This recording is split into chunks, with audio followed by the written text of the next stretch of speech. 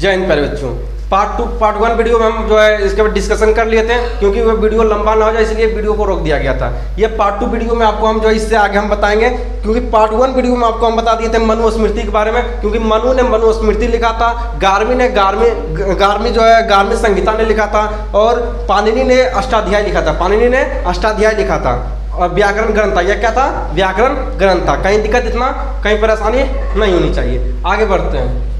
उसके बाद बोधचेत्र भवन का निर्माण इसी वंश का शासक पुष्यमित्र शुंग ने कराया था। याद रखना है कि बोधचेत्र भवन का निर्माण जो है इसी वंश का सर यहाँ पे गलत लिखा हुआ है कि बोधचेत्र भवन का जो निर्माण हुआ था इसी वंश के समय, जो कि पुष्यमित्र शुंग जब ये राजगद्दी पर था, उसी ने जो है बोधचेत्र भवन का निर्माण कराया था। याद रखना है, इसके बाद कोई भी वंश पढ़ने में उतना बेहतरीन नहीं लगेगा। इसलिए नहीं लगेगा क्योंकि अजातशत्रु कहते हैं अशोक जो था, इसी का तो इतिहास एक मगध के साम्राज्य पर इसी का इतिहास को फेमस है। मगध साम्राज्य में अगर किसी का इतिहास जो है पढ़ने में रोमांचक लगता है ना, रोमटा अगर खड़ा हो जाता है तो वो किसका है? तो अशोक का है ना।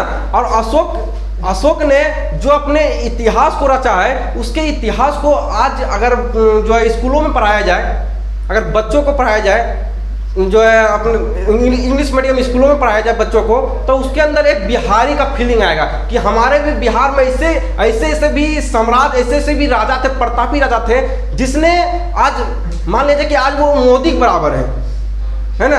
आज मान लीजिए अशोक का अगर राजा अशोक का तुलना अगर मोदी से किया जाए तो मेरे भाई ये कम नहीं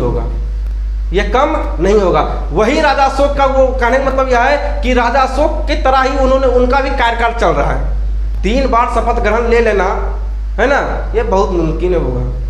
3 बार लगातार शपथ ग्रहण ले लेना है ना, ये अपने आप में काबिलियत दिखाता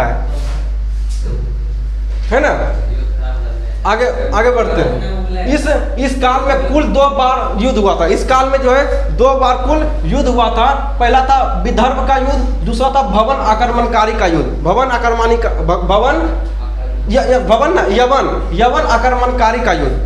आक्रमणकारी का युद्ध। पहला था विदर्भ का युद्ध, दूसरा था यवन आक्रमणकारी का युद्ध।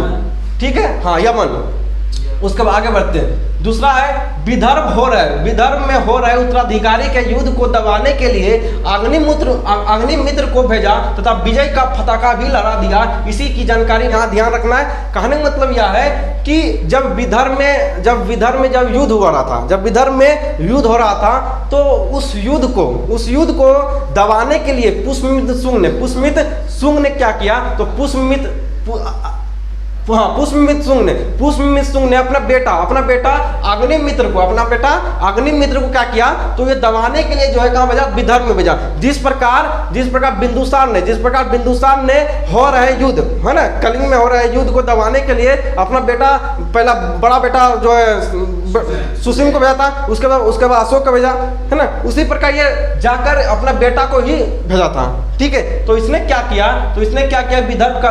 विदर्भ में जो युद्ध हो रहा था, तो उस युद्ध को दबा दिया। ठीक है, और इसकी जानकारी जो मालवा की गांगनी मित्र से मिलता है। ठीक है, मालवा भी कांगनी मित्र से मिलता है। ये कालिदास की रचना है। ठीक है, याद रखना है। तो कालिदास की पुस्तक में मालवी कांगनी मित्र में अग्निमित्र एवं मालविका एवं प्रेम प्रसंग की चर्चा है। कहने मतलब यह है कि इसमें लवेरिया बीमारी की चर्चा है ना। कहने मतलब यह है, इसमें जो है इसको किसी लड़की से प्यार हो जाता है, अग्निमित्र को और मालविका को, और उसी के बारे में जो है ये पूरा पुस्तक लिख देता है। पूरा एक जो है प्रसंग की चर्चा, पूरा पुस्तक का तैयार कर देता है। कौन? तो कालिदास एक पूरा पुस्तक तैयार कर देता है, और उसका नाम रखता है मालवी काग्नि मित्र। उसका नाम रखता है मालवी काग्नि मित्र। ठीक है, निकालने मतलब यह है कि पति और पत्नी का दोनों नाम उसमें आ जाता है, मालवी काग्नि मित्र।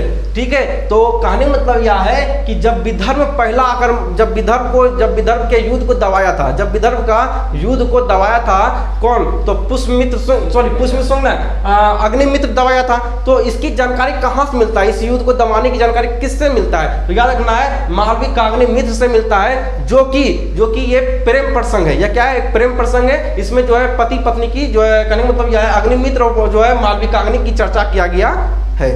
कहीं दिक्कत इसमें नहीं होनी चाहिए। उसके बाद पहला आक्रमण का नेतृत्व डेमीट्रियस ने किया। कहने का मतलब यह है कि पहला आक्रमण, विदर्भ का पहला आक्रमण किसने किया था, तो डेमोड्रियस ने किया था। याद रखना है पहला आक्रमण किसने किया था, किसके नेतृत्व में हुआ था। पहला आक्रमण जो ये विदर्भ का जो पहला आक्रमण हुआ था वो डेमेट्रियस में हुआ था, डेमेट्रियस ने किया था। किसके नेतृत्व में हो रहा था, तो डेमोड्रियस के नेतृत्व में हो रहा था। दूसरा जो हुआ था यवन आक्रमणकारी युद्ध जो हुआ था, दूसरा जो हुआ था, इसका नेतृत्व कौन किया था, तो मिनांडर ने किया था। इसका नेतृत्व कौन किया था, तो मिनांडर ने किया था। कहीं दिक्कत, मिनांडर ने किया था। उसके बाद आगे बढ़ते हैं। मिनांडर को बौद्ध भिक्षुक नागसेन ने बौद्ध धर्म की शिक्षा दी, जिससे उसने बौद्ध धर्म अपना लिया। मिनांडर जो था, ये जो मिनांडर है जो कि द्वितीय यवन आक्रमणकारी जो था, इसके नेतृत्व में यवन आक्रमणकारी हो रहा था। यवन का युद्ध किसके नेतृत्व में हो रहा था, तो मिनांडर के युद्ध में, मिनांडर के नेतृत्व में हो रहा था। लेकिन मिनांडर जैसे यहाँ पे हमारे बिहार में प्रवेश किया तो उसको जो है मिला भिक्षुक, बौद्ध भिक्षुक मिला था। उसको कौन मिला, तो बौद्ध, ये क्वेश्चन ऑब्जेक्टिव पूछा गया है, बौद्ध भिक्षुक मिला था जिसका नाम था नागसेन था। क्या था, नागसेन था। और वही नागसेन ने क्या किया, तो इसको जो है वह भागवत धर्म का, सॉरी कहाँ चला गया, नागसेन ने क्या किया, इसको बौद्ध धर्म, इसको क्या कहता है यहाँ पे, नहीं बौद्ध धर्म ने इसको दिया था, बौद्ध धर्म नहीं दिया था यहाँ पे। मिनांडर को बौद्ध भिक्षु नागसेन ने बौद्ध धर्म की शिक्षा दी, जिससे उसने बौद्ध धर्म अपना लिया, बौद्ध धर्म को अपना लिया था। इतना याद रखना है, ठीक है।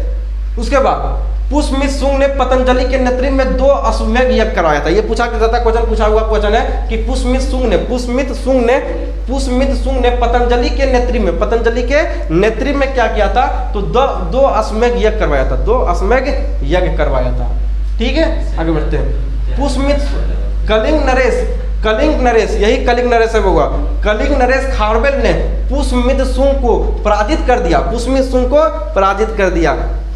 यही कलिंग था जिसने राजा अशोक ने तहलका मचा दिया था। और यही कलिंग है जिसने राजा अशोक का अस्त्र और शस्त्र छोड़वा दिया था। इसी युद्ध में उसने अपना अस्त्र और शस्त्र छोड़ दिया था। और यही कलिंग है यही कलिंग का राजा, इसका कोई औकात नहीं था कि जब तक अशोक जिंदा था तब तक ये आक्रमण कर दे, है ना, ये आक्रमण मौर्य साम्राज्य के ऊपर कर दे। आंख उठाकर तो कोई देख नहीं सकता था, यही था राजा अशोक, है ना। अगर कोई भी बंदा अगर राजा अशोक का अगर इतिहास पढ़ लेगा, अगर उसका रोमटा ना खड़ा हो जाएगा तो फिर बोलिएगा, उसका रोमटा खड़ा हो जाएगा। वही राजा अशोक है, वही बिहारी है। ऐसे नहीं कहा जाता एक बिहारी सब पर बिहारी, है ना, ठीक है। तो ये पुष्यमित्र शुंग ने पतंजलि के नेतृत्व में 2 अश्वमेध यज्ञ करवाया था। कलिंग नरेश खारवेल ने पुष्यमित्र शुंग को पराजित कर दिया, है ना। कलिंग नरेश खारवेल ने क्या किया था, पुष्यमित्र शुंग को पराजित कर दिया था। इस वंश में कुल 10 शासक था। 9वां शासक का नाम था भागभद्र। 9वां शासक क्या नाम था, तो भागभद्र। और प्रथम का नाम था पुष्यमित्र शुंग, 9वां का नाम था भागभद्र और 10वां का नाम था देवभूति। याद रखना, 10वां का क्या नाम था, देवभूति। और प्रथम का क्या नाम था, प्रथम का पुष्यमित्र शुंग। और 9वां का क्या नाम था, तो भागभद्र था।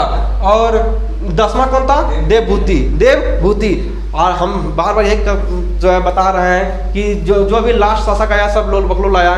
तो देवभूति भी बकलोल शासक था। इसने भी उतना दिन राज नहीं कर पाया और इसका भी हत्या कर दिया जाता है, ठीक है। इसका भी हत्या जो है वासुदेव के द्वारा कर दिया जाता है। और उसके बाद ये कर्ण वंश का स्थापना हो जाता है। उसके बाद क्या होता है, कर्ण वंश का स्थापना हो जाता है। और देवभूति का हत्या कौन करता है, तो उसी का मंत्री सोच लो, फिर उसी का मंत्री हत्या करता है। उसी का मंत्री जो उसका हत्या, वासुदेव ने उसका हत्या करके कर्ण वंश का स्थापना कर देता है। दिक्कत इसमें नहीं होना चाहिए। उसके बाद भागभद्र के दरबार में, भागभद्र जो था ये नम्मा शासक था। ये जो है शुंग वंश का नम्मा शासक क्या कौन था? तो भागभद्र था। और भागभद्र के दरबार में यवन राजदूत हेलियोडोटस ने भागवत धर्म अपना लिया, भागवत धर्म को अपना लिया। याद रखना है, भागभद्र के दरबार में एक यवन राजदूत आया था जिसका नाम था हेलियोडोटस ने क्या किया था? तो भागवत धर्म को अपना लिया था। कौन? तो हेलियोडोटस। किसके दरबार में आया था तब अपनाया था? तो याद रखना है, भागभद्र के दरबार में आया था तो उसने क्या किया? तो जो है वो भागवत धर्म को अपना लिया था। हेलियोडोटस जो ये जो है कहाँ क्या था? एक राजदूत था, ये यवन का एक राजदूत था। आगे बढ़ते हैं। उसके बाद शुंग वंश का शिलालेख जलांधर से मिलता है। याद रखा, जलांधर के बारे में पढ़ा दिए थे।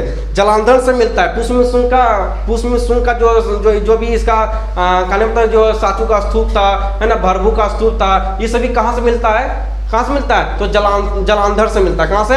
जलांधर से मिलता है। ठीक है, इसका शुंग वंश का शिलालेख जो था जलांधर से मिलता है। शिलालेख कहाँ से मिलता है? जलांधर से मिलता है। उसके बाद इस काल में संस्कृत भाषा का सर्वाधिक विकास हुआ, क्योंकि ये ब्राह्मण वंश था। ब्राह्मण लोग जो है संस्कृत ज्यादा पर ध्यान देता है ना। तो जब ये राजवंश आया था, जब ये शुंग वंश आया था, तो इसी के समय संस्कृत भाषा का ज्यादा प्रचलन चला था। संस्कृत भाषा का सबसे ज्यादा प्रचलन इसी के शासन काल में चला था। और अंतिम शासक जो है बकलोल आया था, एकदम बकलोल था। ये जो चला नहीं पाया, शासन बहुत ज्यादा दिन तक चला नहीं पाया। और इसी का मंत्री जब देखा कि भाई बकलोल शासक है, इसका बाप थोड़ा बहुत था, प्रतापी शासक था, तो भाई अब इसको तो हत्या करने में कोई जो है उलझन नहीं होगा। और हम जो है मंत्री हैं, पावरफुल हैं, हमारे अंदर तो सभी जो है जितना भी सेना सब हमारे अंदर ही काम करता है ना, हमारा ही बात मानेगा। इस बकलोल का शासक कौन मानेगा?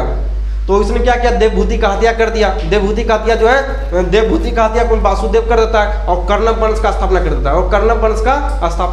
कर देता है।